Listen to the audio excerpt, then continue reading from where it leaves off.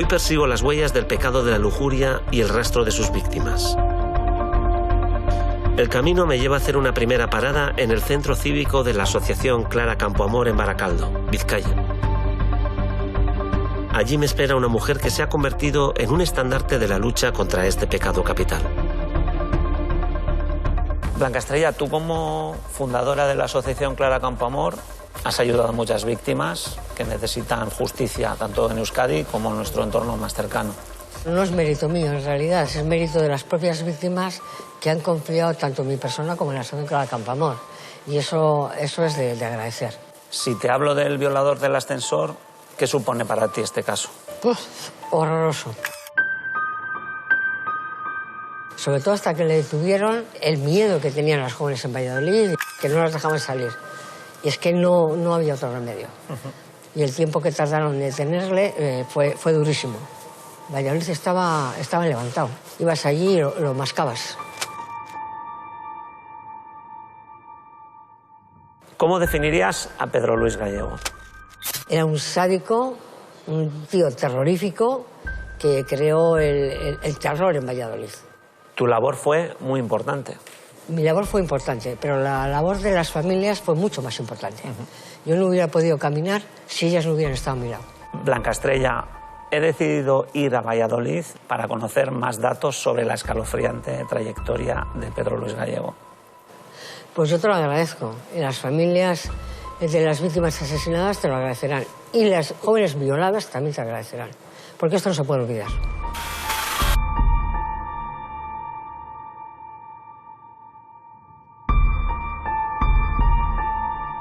En mis novelas, la dualidad entre el héroe y el villano tiene una sola regla. A mayor maldad tiene el villano, mejores virtudes debe tener mi héroe.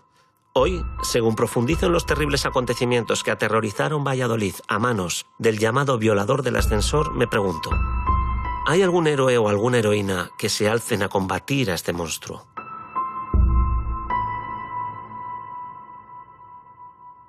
Con 19 años, Pedro Luis Gallego se convirtió en el depredador sexual que sembró el pánico en Castilla y León. Pisó varias veces la cárcel desde el año 1979 por abusos deshonestos y violaciones. En 1992 fue condenado a 273 años de prisión por 2 asesinatos y 18 agresiones sexuales. Marta Obregón y Leticia Lebrato se encontraron en su camino y fueron asesinadas.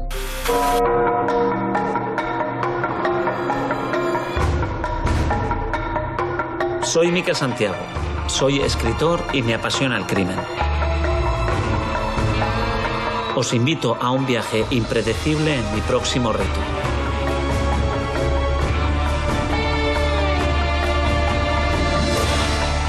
Los 7 pecados capitales.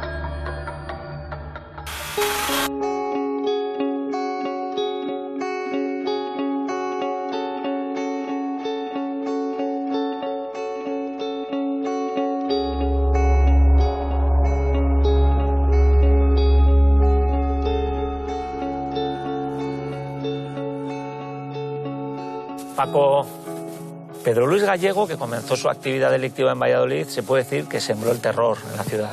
Psicosis, una psicosis absoluta. Sus hechos criminales han acompañado a esta ciudad durante muchísimo tiempo y obviamente también han creado muchísima incertidumbre.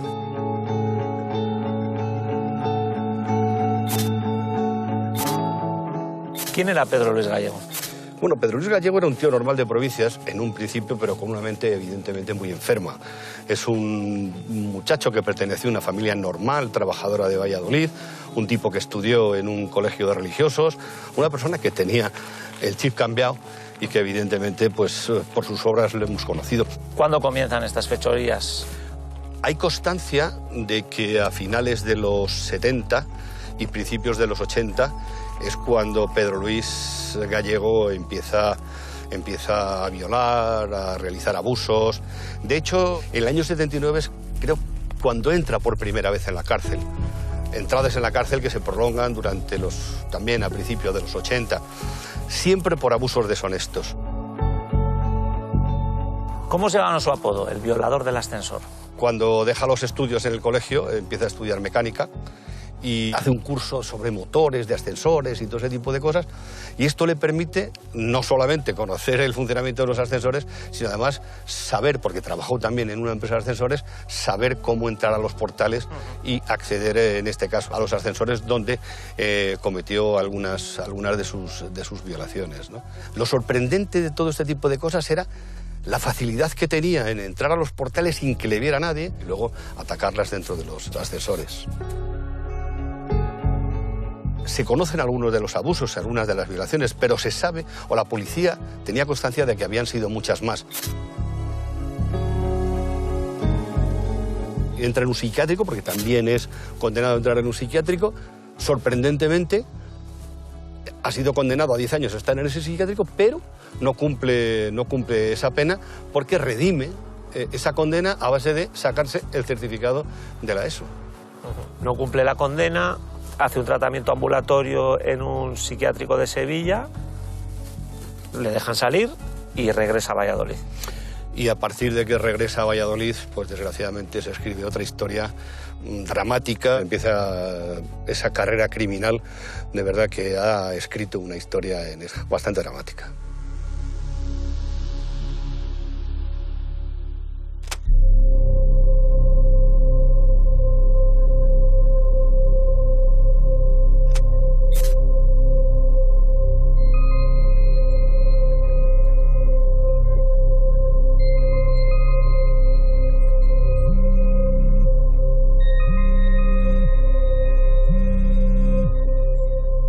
Sí, dime, Miquel.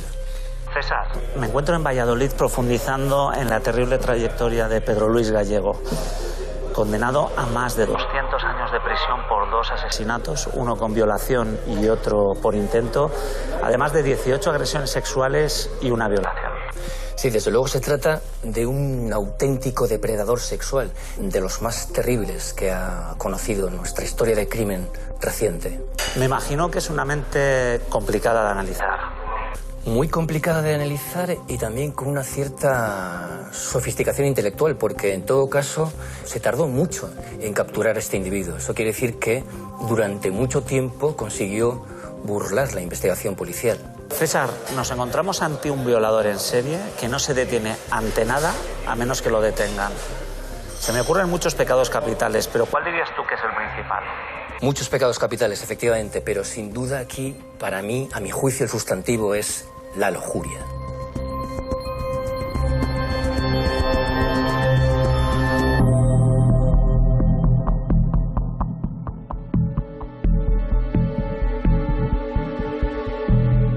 Antes de escribir una novela, me gusta visitar lugares que me inspiren para ambientar cada historia. Sin embargo, hoy estoy en este paraje con otro propósito. Me adentro por los senderos y bosques de Valladolid persiguiendo la huella del mayor depredador sexual de la historia reciente. Al final del camino me espera el lugar donde acabó con la vida de Leticia Lebrato. Nos situamos en julio de 1992. Pedro Luis Gallego asesina a Leticia Lebrato. ¿Cómo y dónde la encontraron? La encontraron aquí, en este pinar. La gente que participaba en las batidas estaban buscándola, vio tierra escarbada, el cadáver estaba semienterrado, estaba boca abajo, estaba con las manos atadas. No obstante, como se resistió, dio 11 puñaladas a Leticia.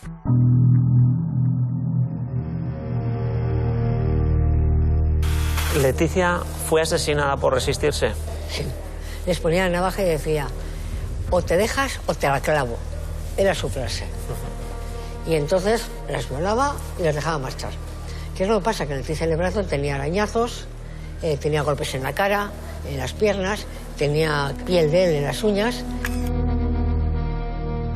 ¿Cómo te enteras de lo ocurrido a Leticia Lebrato? Pues me encontraba yo en Villalón de Campos estudiando el asesinato de Olga Sangrador. Y allí nos comunican, oye Blanca, hay una manifestación en Valladolid de mujeres, porque acaban de asesinar a otra mujer. Y allí fuimos. Ahí conocí a la familia y a partir de ahí entré en el asunto.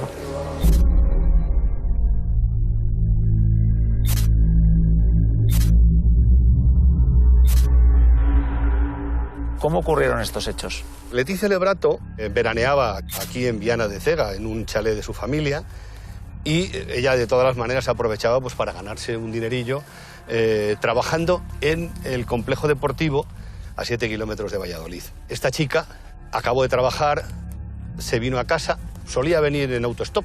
Suponemos que la recogió haciendo autostop y que fue cuando la forzó, la violó y la trajo aquí al Pinar.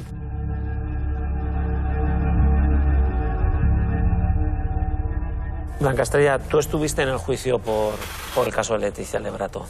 Sí, fue fuerte. Me pidió a la familia que estuviera con ellos. Cuentan todo, yo no me acostumbro. Mira que he ido a cientos de juicios, no me acostumbro. ¿Cómo recuerdas tú las declaraciones de Pedro Luis Gallego? Pues como la de todos los asesinos y violadores. Yo no he sido, a mí que me tienen manía, yo no he sido, que la Guardia Civil me persigue y... O sea, el tío lo negó todo hasta el último momento. Y en el juicio incluso lo llegó a negar. Lo que pasa es que había muchas pruebas. ¿Cómo recuerdas el juicio? El recuerdo que tengo, sobre todo, es de la entrada del violador a los juzgados. Iba escoltado por varios policías. Él, yo creo que llevaba cara desafiante, como diciendo, no sé qué pinto aquí. Es decir, parece mentira con la gravedad de los hechos que cometió. ¿A cuánto le condenaron finalmente? Les condenamos por la violación, por el asesinato y por el secuestro. Claro, lo máximo que podíamos eran 40 años. La duda que queda todavía, fíjate, Miquel, es si estuvo acompañado o no estuvo acompañado. Siempre se ha especulado con la posibilidad de que su entonces compañera hubiera participado en los hechos. No se pudo demostrar. Pero claro, es decir, la resistencia, el hecho tal y como sucede, la familia siempre exigió tanto a la policía como a los jueces que se investigara esa posibilidad. En un personaje que además siempre ha estado muy, muy protegido, siempre por sus compañeras sentimentales o por su familia.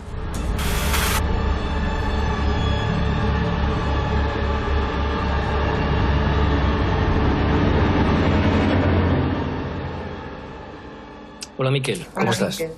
César, Elena, tengo una curiosidad en el caso del violador del ascensor. Tuvo varias parejas que desconocemos si colaboraron con él en sus fechorías, pero sí que sabemos de la existencia de asesinos que atraen a muchas mujeres.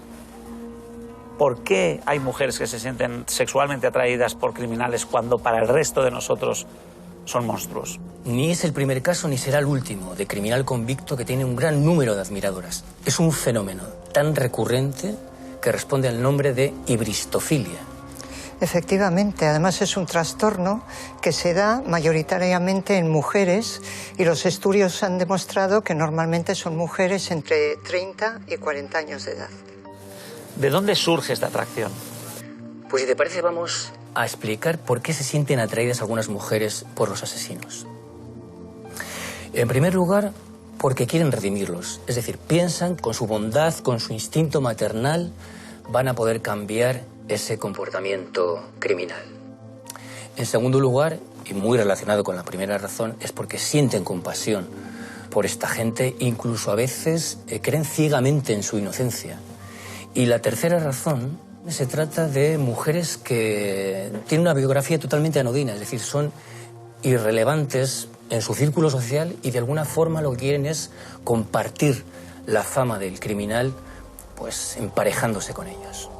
De acuerdo a lo que estabas diciendo, César, te voy a comentar que también hay 4 características propias de estas mujeres que se sienten atraídas por asesinos. Todos los estudios han demostrado que han tenido relaciones violentas y abusos sexuales. En segundo lugar, suelen defender su relación, quizá por aquello que decías de su deseo de redimirlos y de verlos inocentes. En tercer lugar, cuando es una hibristofilia grave, llegan a ser cómplices de esos crímenes y buscan la fama tal y como has comentado.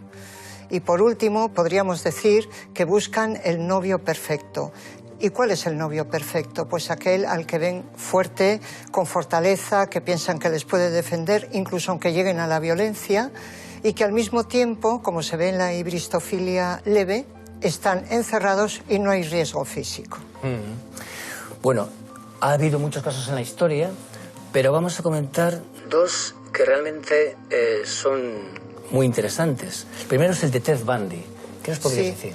Ted Bundy es un americano, fue un asesino en serie, violador y necrófilo. Se casó en el año 80 con Carol, una mujer que hasta entonces no se conocía nada de ella, tenía una vida normal, y ella defendió su inocencia casi hasta el final. Fue la mujer con la que mantuvo él su relación de pareja hasta que fue ejecutado. Muy bien, un caso muy parecido al de Richard Ramírez. También un asesino en serie muy violento, muy depravado, que se casó con Donald Lloyd. Se trataba de una periodista de la que se sabe muy poco. Estuvo también mucho tiempo siguiendo el caso, proclamando la inocencia de su marido, pero finalmente yo creo que acabó asumiendo que se trataba de un criminal y esa relación acabó diluyéndose.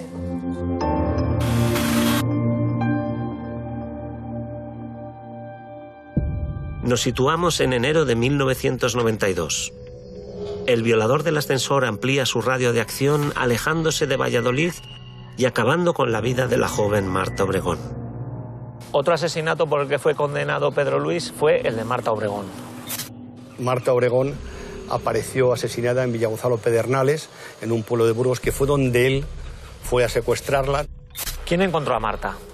A Marta Obregón la encuentra un camionero que está en ruta por la carretera.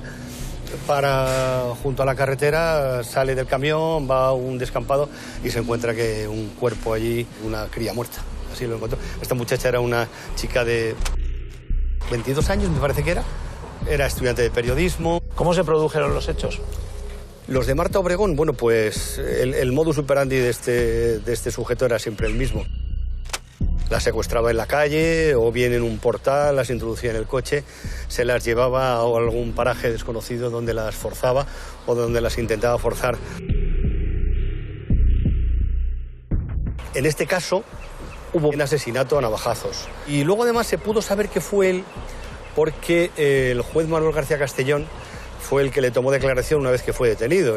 Él dice que le engañó, que le había prometido ir a un psiquiátrico, etcétera, pero al final no fue así. Él confesó que había matado a Marta Obregón y a Leticia Lebrato. ¿Cómo es que nos presentasteis como acusación popular? Ni en el de Leticia ni en el de Obregón. El juez de Valladolid, el que le tocó la instrucción, nos denegó la personación alegando que éramos vascas y no españolas. Y por lo tanto, ya en Castilla y León entendí perfectamente que no tenía ninguna posibilidad de personarme ninguna. Pero al lado de la familia, lo que sí hicimos es colaborar mucho con los abogados que la familia decidió.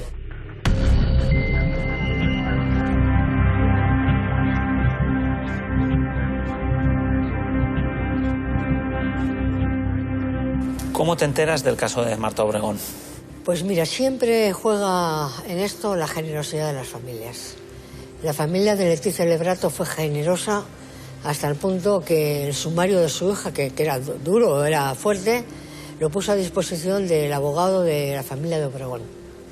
Porque intuimos, a mí se me metió en la cabeza que el ADN que teníamos en el sumario de Leticia Lebrato, ¿por qué no iba a estar en el sumario de Obregón?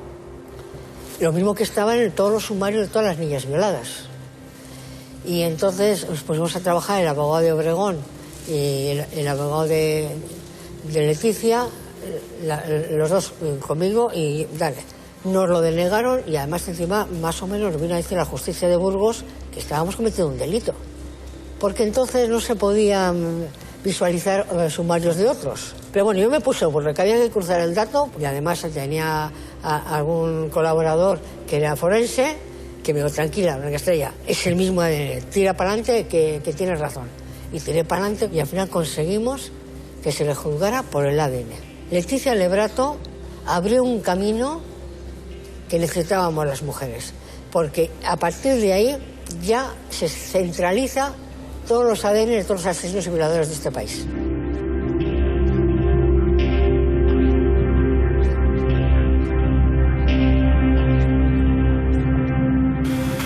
¿Cómo se le dio caza a Pedro Luis Gallego? Siempre se sospechó que su madre y sus padres, sus familiares le protegían bastante, familiares más cercanos.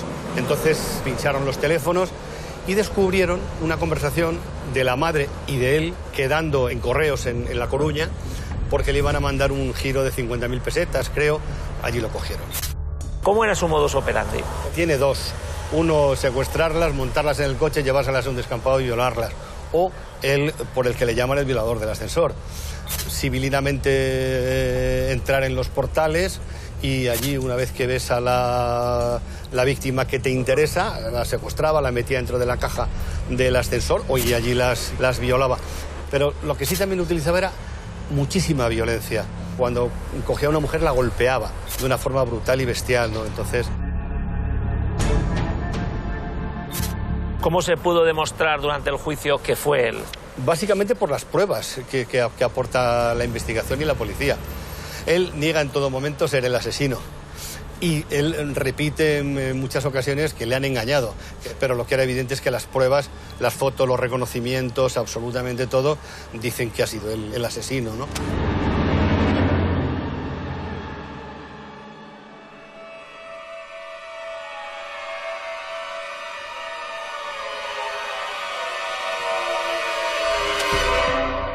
Durante el juicio por Leticia, él se había declarado inocente. ¿Hizo lo mismo en el juicio sobre el caso de Marta?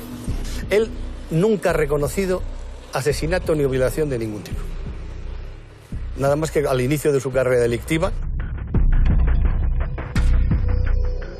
¿Estuvisteis en el juicio por el caso de Marta? Estoy en todos.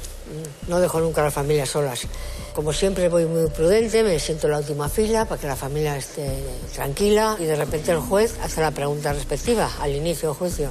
¿Tiene usted algo que declarar? Y se volvió con un odio hacia mí, señalándome con el dedo. Y me dijo, esa vasca, que todas las muertas de España me las empluma. Y esa también, hizo así. Y vino un funcionario del juzgado y me sacó de la sala. Y me cesaron un poco, reponte, tómate un café, alguna cosa, pero no entres todavía. ¿Qué declaró él en el juicio? Lo negó todo. Su actitud era de cero arrepentimiento. Cero arrepentimiento, yo era la única culpable que le había metido en esa embolada. Así, por gusto.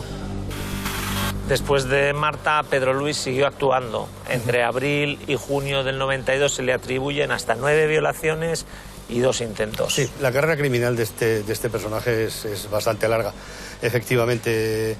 Y se cree, según la policía, que hubo bastantes más hechos criminales. Lo que pasa es que no se denunciaron en muchos casos por vergüenza de las propias mujeres que habían sido agredidas.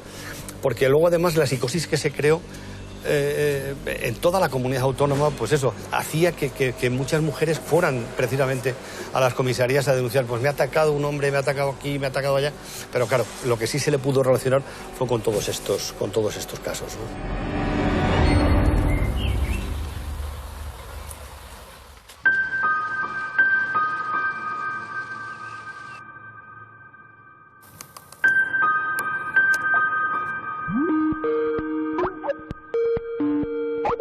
Dime, Miguel.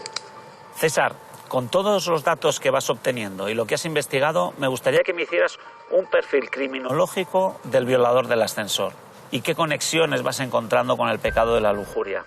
Bien, bueno, para hacer un perfil criminológico lo más adecuado sería hacer una valoración directa a este individuo. No podemos hacer eso. Así que lo que vamos a hacer es un perfil criminológico indirecto, es decir, nos tenemos que basar en sus testimonios, en el historial criminal. Con lo que sabemos, sí creo que podemos empezar a hacer un perfil criminológico del asesino del ascensor. Bien, en primer lugar, yo creo que la primera característica importante, su personalidad psicopática, porque tiene una total falta de empatía, una total falta de compasión por las víctimas que ha ido generando a lo largo de su carrera criminal. Otra característica muy importante es el aislamiento social. ¿Y a qué nos referimos con esto? Todo el mundo tiene un cierto tejido social a su alrededor. Se relaciona tiene una pareja, con sus amigos, compañeros de trabajo, con el vecindario. Pero esta persona no tenía relaciones sociales, vivía ciertamente aislado y poca gente podía hablar de cómo era verdaderamente el violador del ascensor. Otra característica muy importante, en este caso, es su parafilia. Es decir, tiene una compulsión sexual que le impide tener relaciones sexuales normales. Es decir, sus relaciones sexuales tienen que ser violentas, forzadas, sin consentimiento. Es esto únicamente lo que le satisface. Y en último lugar, y muy relacionado con esta parafilia, es el deseo de control, el deseo de poder. De hecho, alguna de sus víctimas la agredió hasta en 5 ocasiones. Es decir, no únicamente quería satisfacer su pulsión sexual, sino realmente la fantasía que estaba cumpliendo era ejercer el control y el poder sobre esta víctima.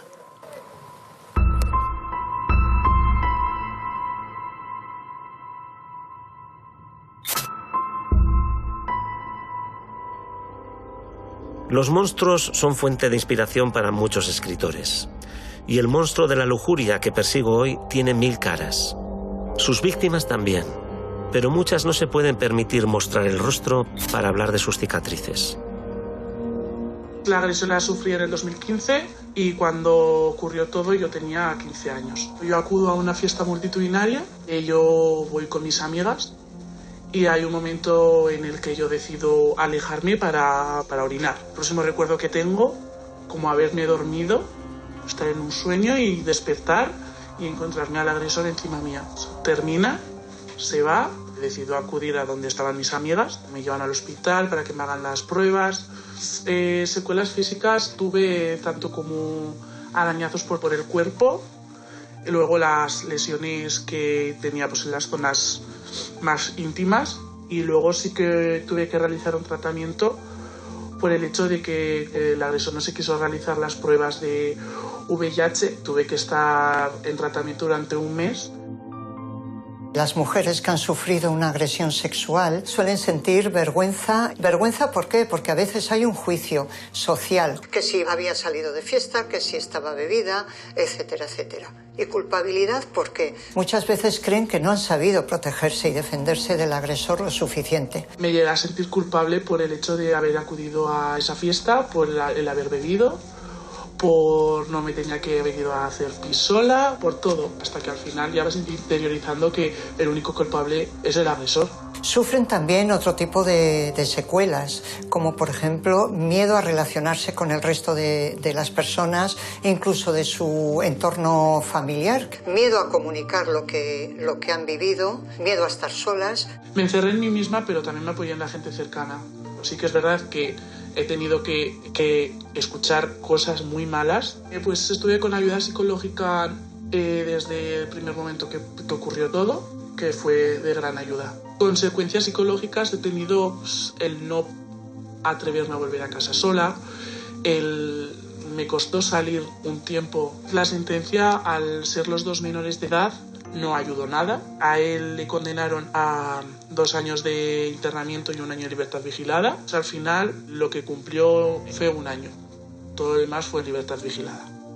La imagen del violador les produce pánico, temor, miedo a que vuelva a pasar, miedo a encontrárselo, incluso aunque sepan que está detenido. Las consecuencias que pueden derivar en trastornos de ansiedad, trastornos de angustia, problemas de depresión. He conseguido rehacer mi vida. Es algo que me costó mucho y a día de hoy me sigue costando mucho el coger confianza en lo que es un hombre. Sí que he podido mantener relaciones sexuales, he tenido pareja y puedo decir que lo tengo superado. Es algo que nunca voy a olvidar con idas y venidas. Las mujeres pueden superarlo, pueden recuperarse. No quiere decir que se olvide, pero son auténticas supervivientes. Si no superas esto, no vas a poder seguir hacia adelante.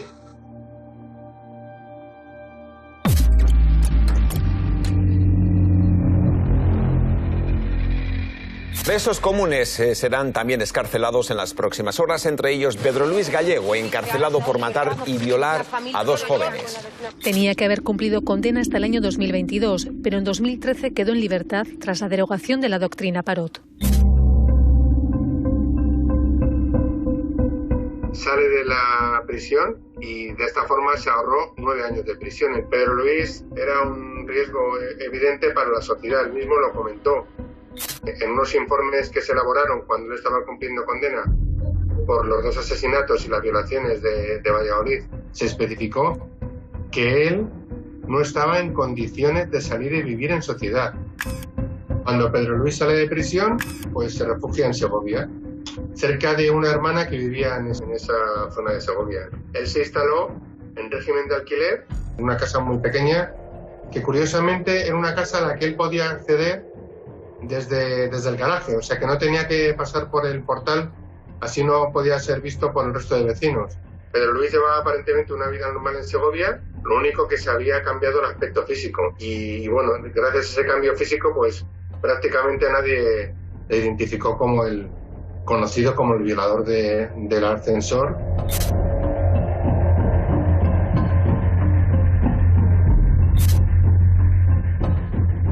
En 2013, después de 2 décadas, sale otra vez de la cárcel. Se montó una en Valladolid que no veas. Toda esta presión ejercida tanto por la asociación como por la propia ciudad provocó que él se tuviese que ir de Valladolid, se instalase en Segovia. Ah, sí. Cuando sale de la cárcel, lo primero que le dice a su familia es que se vaya a Valladolid, su señora madre. Pero el tío tiene miedo porque creo que a los 2 días de salir de la cárcel lo pilla la Guardia Civil en Valladolid. Le pilla, simplemente. Y que le dice, oiga, bueno, me lo contó la Guardia Civil, tengan cuidado que le vigilamos. Y entonces él se fue, no por la gente, sino porque la Guardia Civil le estaba vigilando. Y se marchó a Segovia y nadie sabía dónde estaba. Pedro Luis salió con una chica mucho más joven que él. La novia de Pedro Luis ignoraba que estaba saliendo con un violador en serie y con un asesino de jóvenes. ¿Tú pensaste que volvería a violar al salir de la cárcel? Segura. O sea, estaba totalmente segura. Y además hice declaraciones públicas el mismo día que Estrasburgo los puso en libertad. Y así fue. Y así fue. Entre diciembre de 2016 y abril de 2017, él efectivamente tiene una doble vida.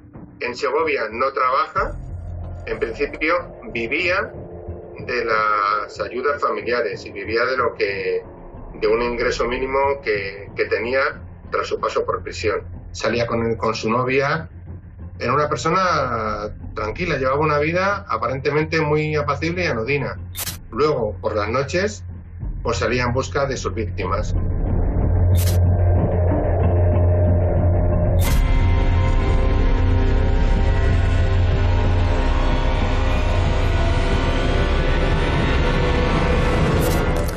Elena, uno de los aspectos más controvertidos en este tipo de casos es cuando estas personas cumplen condena y salen a la calle. Entiendo que esto repercutirá negativamente en las víctimas. Sin duda, crea un miedo real a encontrarse con su agresor en la calle, miedo a revivir el trauma sufrido y una incomprensión de por qué esa gente está fuera después del daño que han sufrido.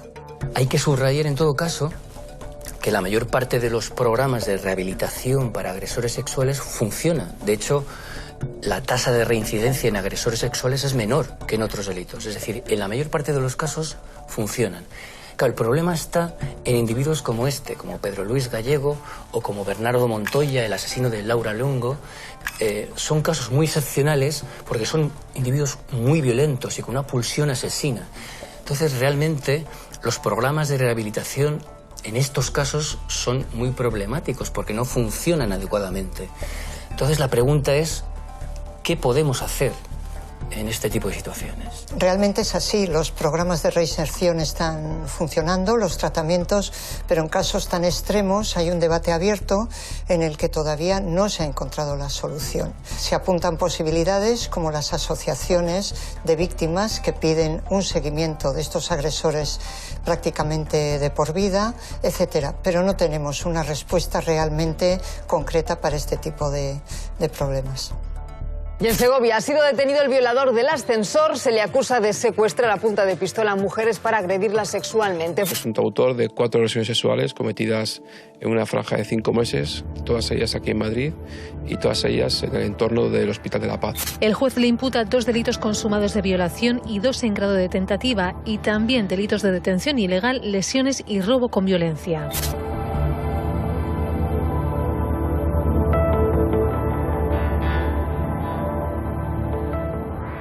decide salir a la cacería a buscar a chicas para cometer las violaciones y por lo que se va a Madrid.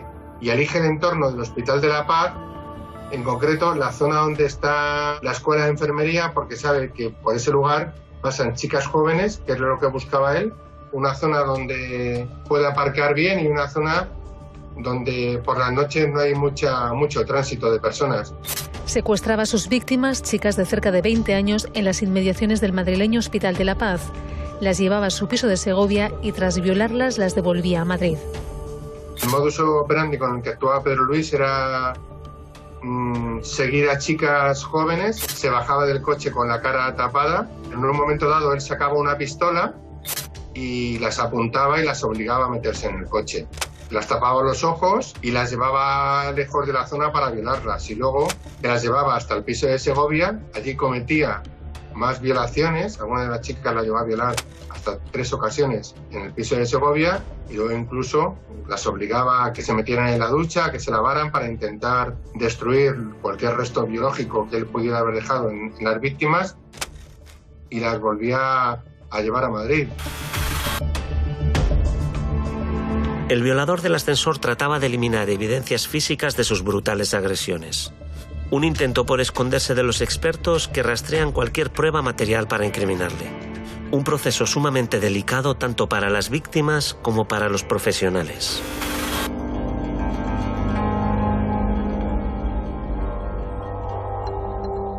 Hola Miquel, que he sacado un hueco para charlar de lo que comentaste el otro día del tema de las agresiones sexuales. Patricia, tú que eres médico forense lo sabrás. Yo me imagino que además de las lesiones psicológicas que pueden perdurar en el tiempo, estas mujeres también pueden presentar lesiones físicas de cierto calado.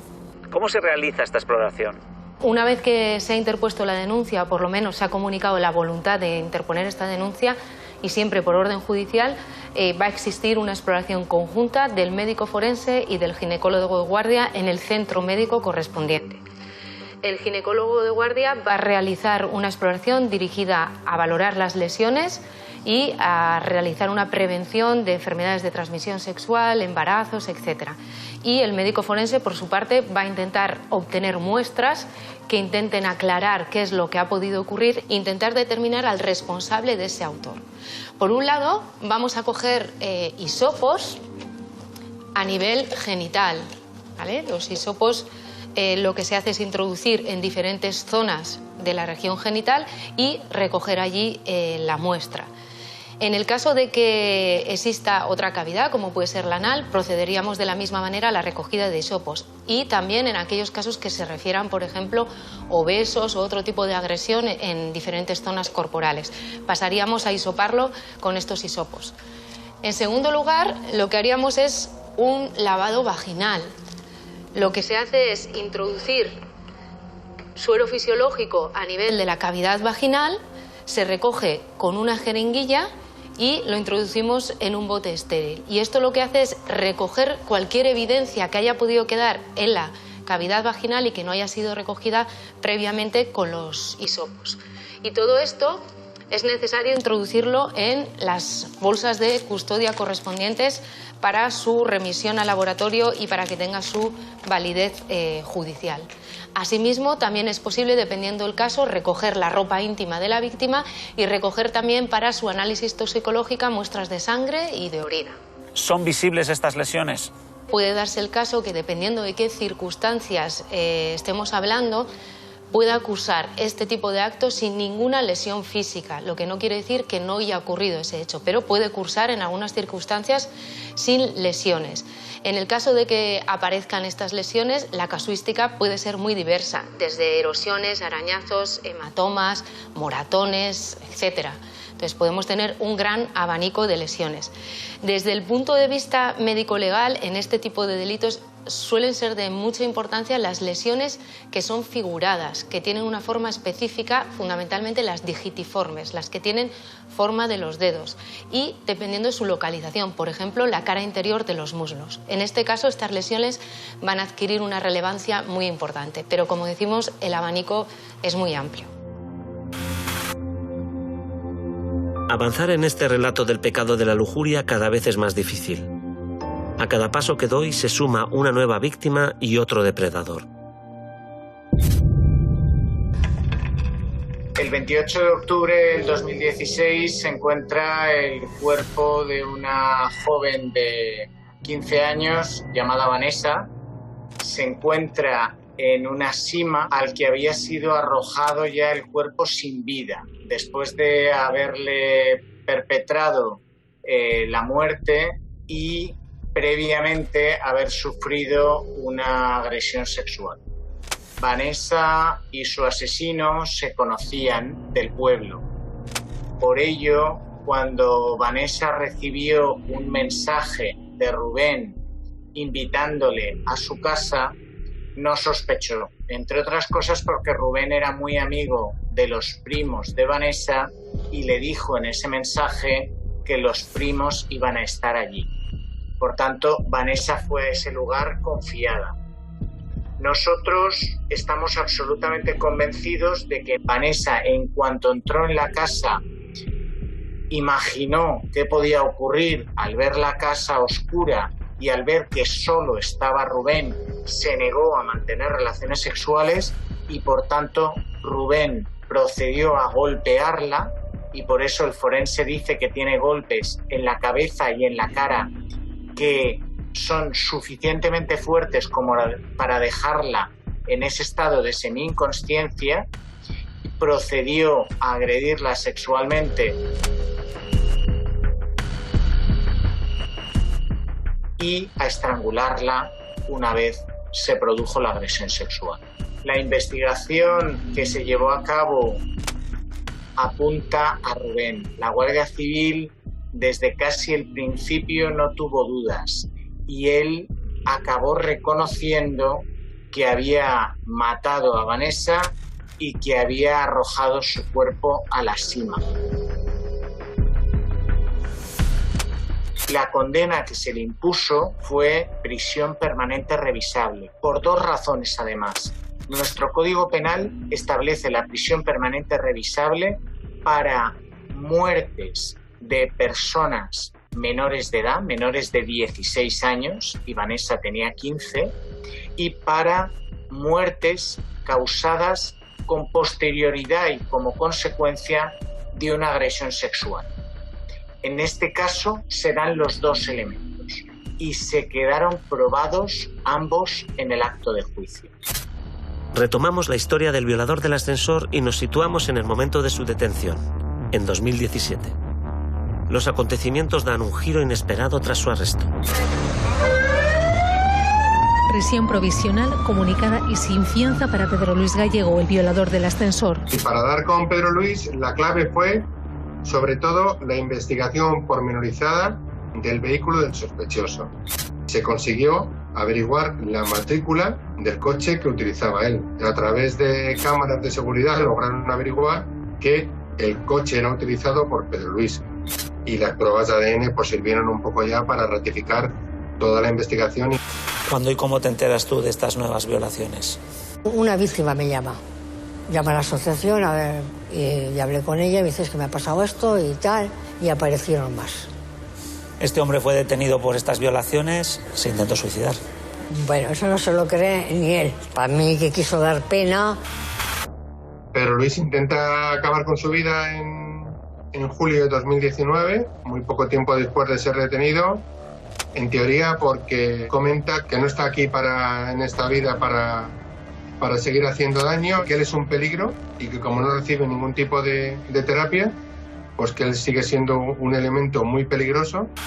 Yo tengo entendido que él llegó a decir que había pasado toda la vida en la cárcel, que no había tenido vida y pedía un tratamiento. El tratamiento es mentira, porque yo propuse al gobierno que se hicieran tratamientos en la cárcel, los pusieron en las cárceles y la primera fue Herrera de la Mancha, donde estaba él. Todos estos mienten. Ahora ha cambiado mucho esto, porque si tú te niegas a someterte a estos tratamientos, te va a condicionar tu futuro en la cárcel. Ahora en prisión él no puede rechazar este tipo de atención.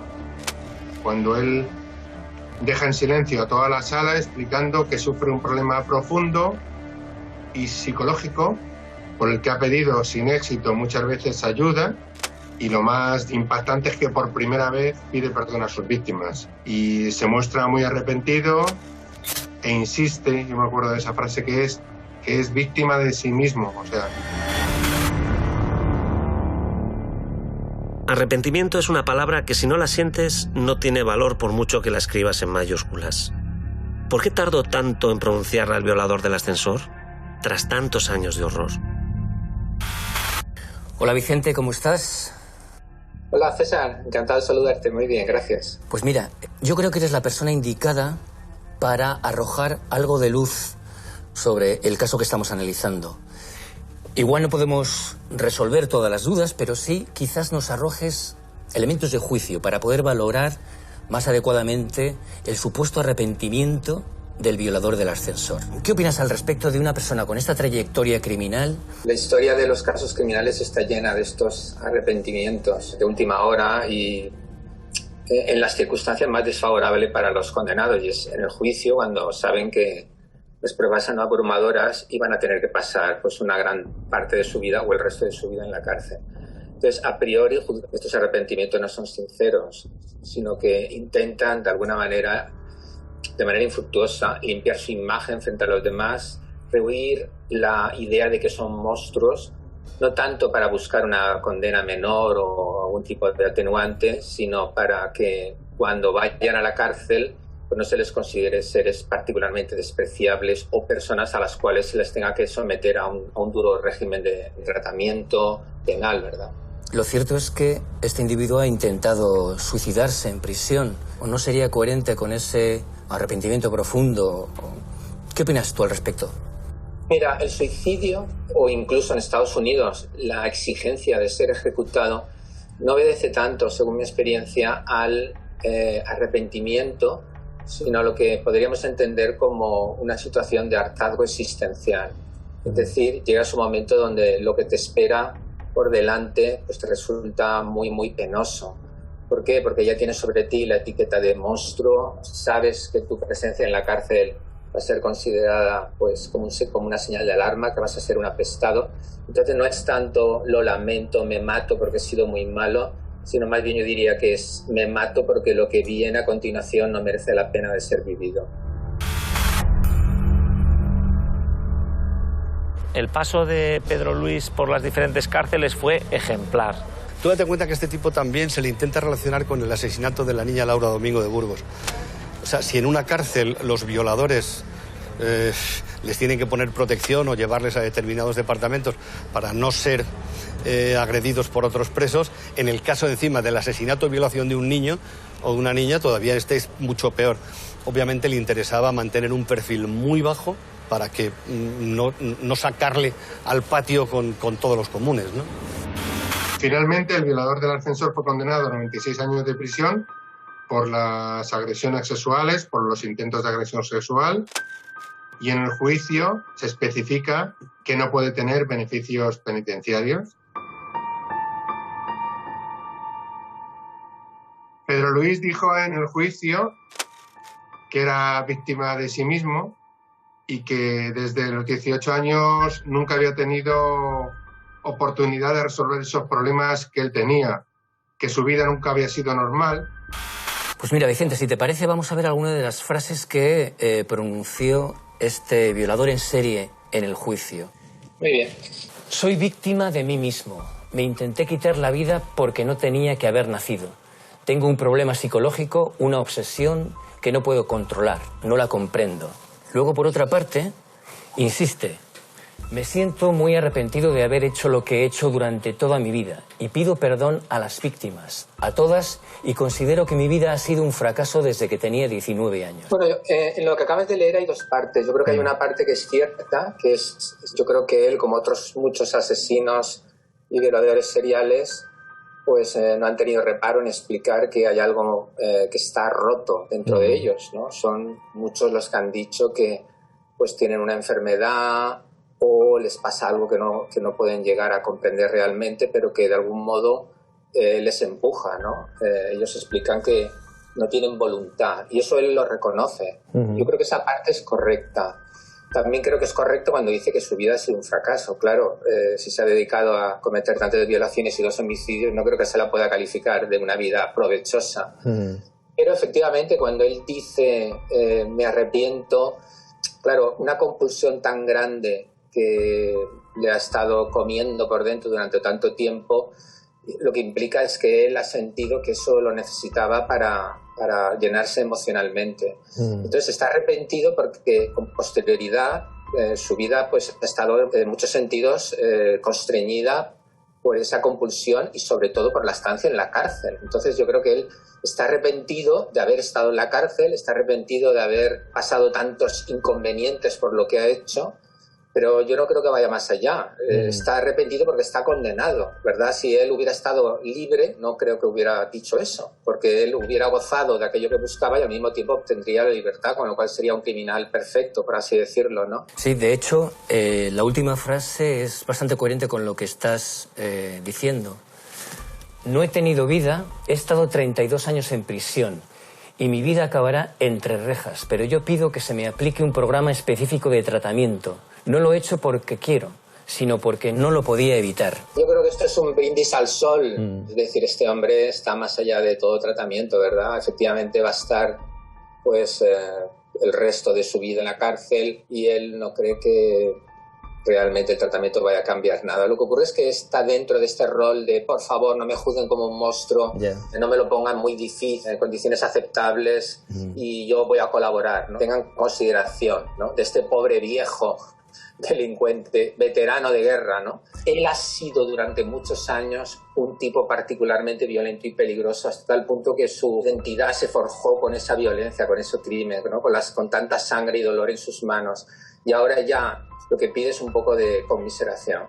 Nos vamos a quedar con esa última reflexión. De hecho, a Leticia, la asesina de 11 puñaladas, y a Marta, la asesina de 14 puñaladas. Es decir, hay un ensañamiento, una violencia extrema para acabar con la vida de estas dos chicas. El poder sobre la vida y la muerte produce una sensación emocional brutal, ¿verdad? Los asesinos te lo dicen.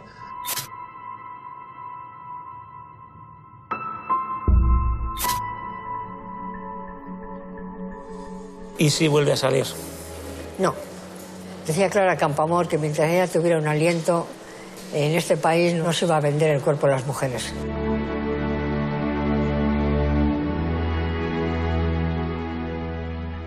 Yo digo, mientras me quede un aliento en este país, un violador que ya ha violado y ha matado, no sale a matar otra vez.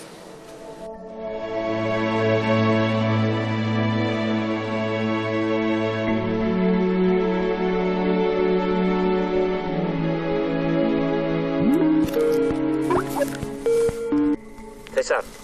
Hola, Miquel. Finalmente, y tras el último juicio, Pedro Luis Gallego volvió a prisión. Saldrá con 82 años y estará vigilado hasta los 92 años. Así es. Su gran pecado capital, por el que pasará la mayor parte de su vida en prisión, es la lujuria.